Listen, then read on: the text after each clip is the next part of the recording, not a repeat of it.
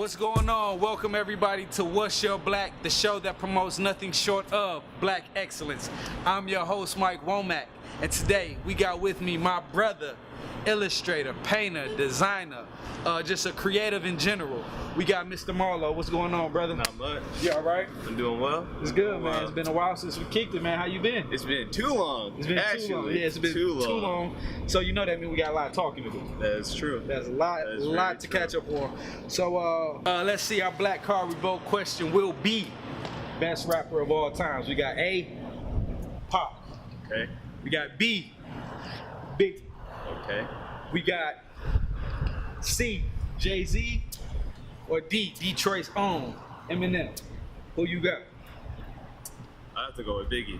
Biggie? I have to go with Biggie. Over Jay? Over Jay. Without Biggie, it'd be no Jay. I don't know, bro. I don't know. You're right. Without Biggie, it'd be no Jay, but Jay definitely did it the best. He definitely figured it out. He figured it out. He figured it out. He figured it out. And I left Drake off of that. You know, a lot of people. You know it anyway. Yeah, all right. So look, social media. Make sure you weigh in. Who's the best rapper of all time? Is it Pac? Is it Biggie? Is it Jay? Or is it our own Eminem? We'll let you know if we got to take Mr. Marlo's black card or not. I think my black card been revoked a few times. A few times. So you good with it. So I'm comfortable. To kick things off, what's your black?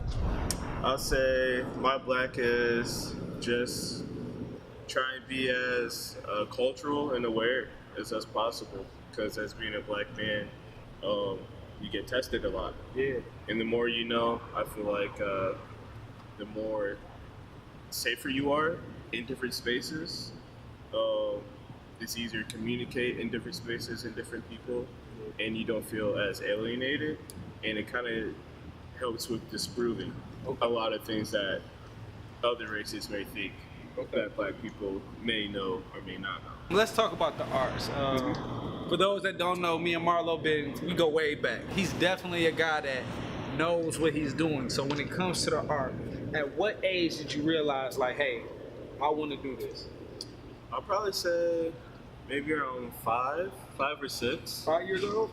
I realized it's something I was just naturally gifted in. Okay. And I remember from playing with like Voltron toys with my brother, right, to just asking for paper.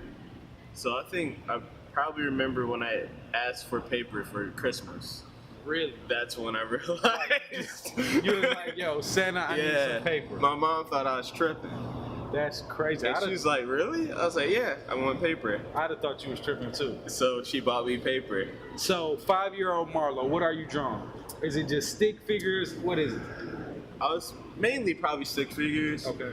And then I remember drawing a lot of faces that probably weren't symmetrical at all, or in portion, probably look like monsters or like, I don't know, just crazy things. Okay. But I remember drawing people, and in my mind, I felt like I was doing exactly like what I saw. Right.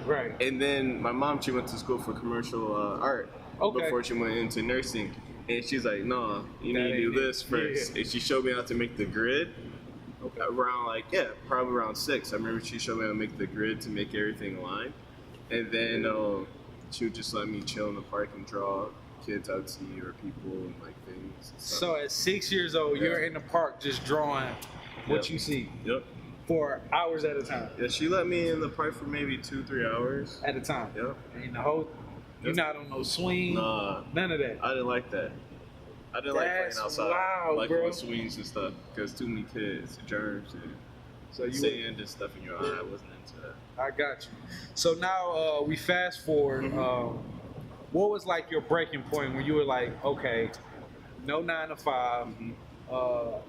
This is where it's at. If I don't get it in art, I don't get it at all. I would probably say, honestly, I would say the first time I was aware of when I first started hanging out with you guys. Okay. When Earl hit me up to tell me, he was like, hey, you need to go to Break Bread. And he hit me up on Facebook. Okay. And he asked me to go to Break Bread. And he's like, I want to talk to you about designing a chain. I was like, I never thought about designing a chain in my life.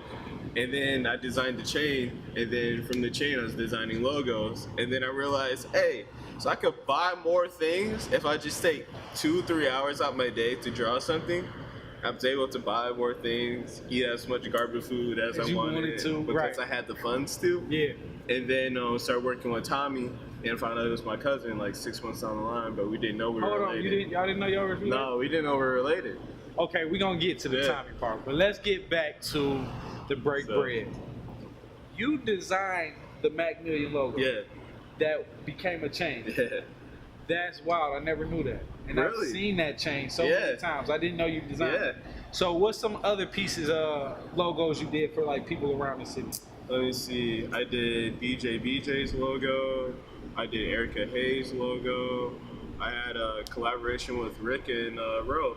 Okay. Like, what's like 2017 now? Yeah. That's like almost 6 years, a decade ago now. It Right, seems. right. But I thought that was probably my favorite thing with Rick and Ro. Okay. Because they just let me do whatever I wanted. And it was nice seeing everyone come support and like buy a t-shirt and all that stuff. I remember you had like, was it 3 designs? Yeah. Like 3 different t-shirts. Yeah. How was that response? How did the shirts turn out? Like how was people respect? They liked it. They did? Everyone liked it. I remember that. And it was funny because I would just draw stuff, you know? Right. And I drew the Burn Rubber character like Astro Boy and had the POW and he's like flying out. And I sent it to Rick. He's like, do a few more. And that's like, I got my rock chain. Got it. And I felt good. So for y'all that don't know, back then, like 2007 to 2010, like Burn Rubber was the spot that everybody who wanted to be somebody or everybody that was doing something, like that was the chill spot. Like people think like the barbershop is where you go to talk, to kick it. No, you went to Burn Rubber and you stayed there all day. Everybody was falling through. People from Big Sean to Take Money to Make Money. Stretch Money used to come up there. Mike Posner Chuck used to English was there. Everybody used to come to Burn Rubber just to kick it, man. It was a chill spot, man. So that was big. I do remember those t-shirts. That was huge. And then we did your stuff too. Yes, we did. Finalize. Yes. That was big. That was a big moment for me.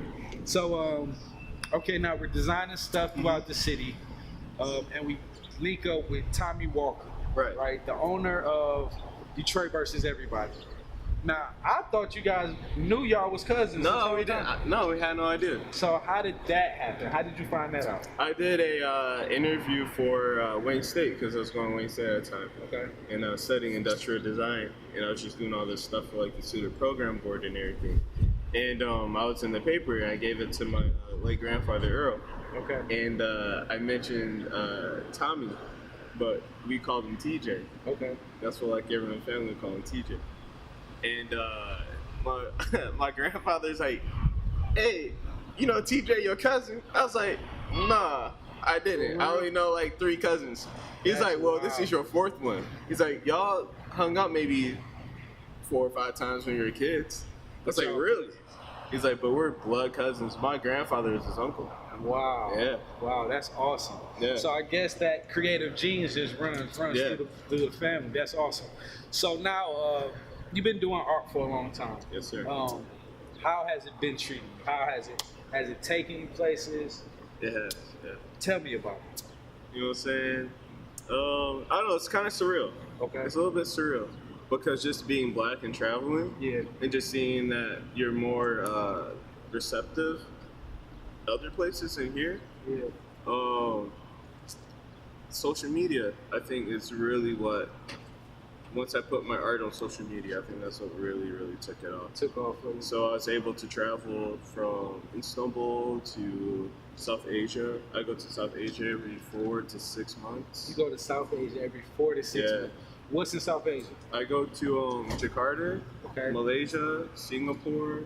I go to Tokyo. I have people there where I do things like I paint for like soccer players' wives and stuff like that. At like hookah lounges, and like I have all these meetings with designers and everything when I go out there. When it comes to artwork, how long does it take you to do a standard piece?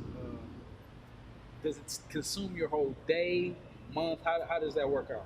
I try to work on something 4 hours, maybe 4 hours a day. Okay. Depending on what it is. Okay. I personally don't draw every day either.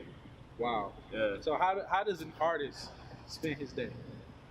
Honestly, I'm probably the most chillest guy in the art world, For bro. real? Yeah, I don't even go out partying. What do you do?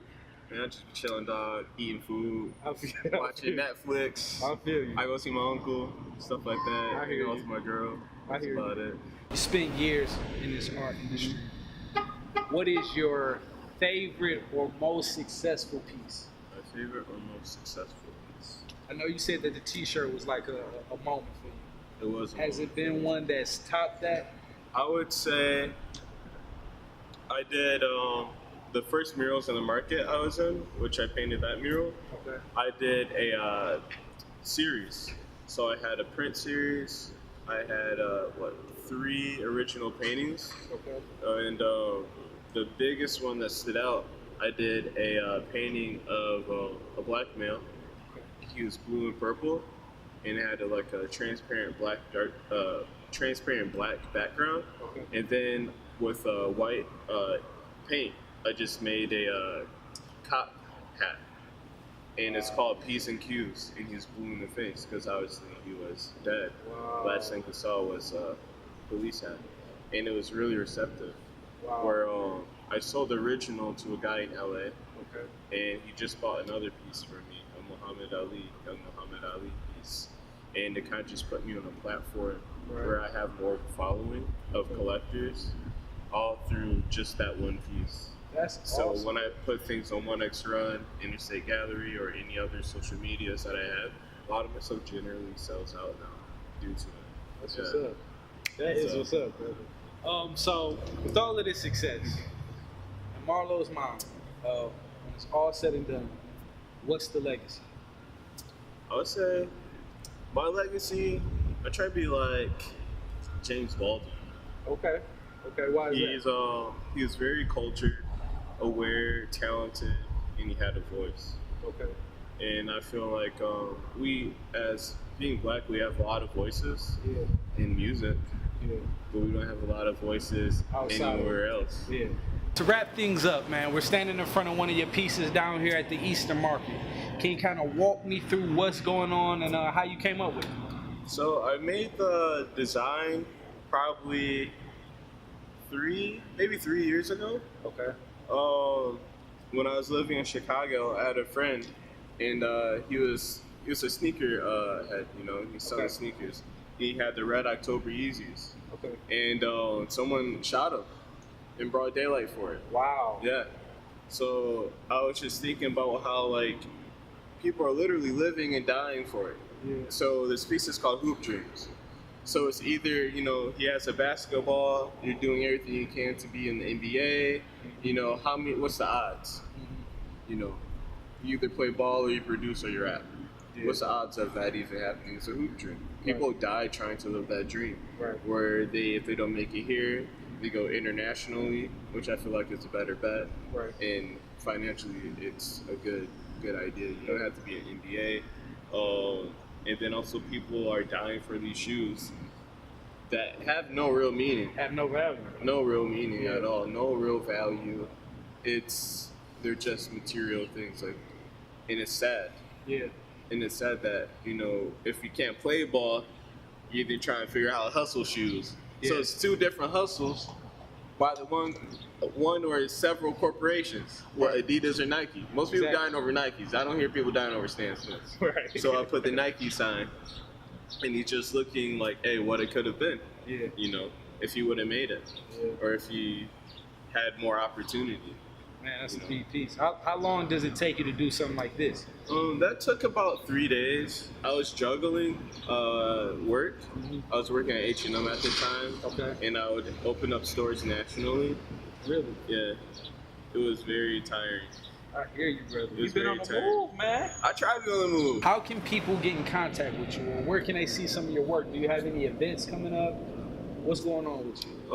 You can hit me up on Instagram. Okay. It's at Marlo Bro, MarloBro. And my email's there, and I have a website that I'm making right now. It Okay. should be up by the end of the week. Okay, sweet. So I'll have that online. I can shoot it to you. Yeah. can figure out how to do. Thank you for taking out the time. Thank man. you. I appreciate you. Definitely let me know when your next event is because I want to come check you out. Bro. My man. Appreciate it.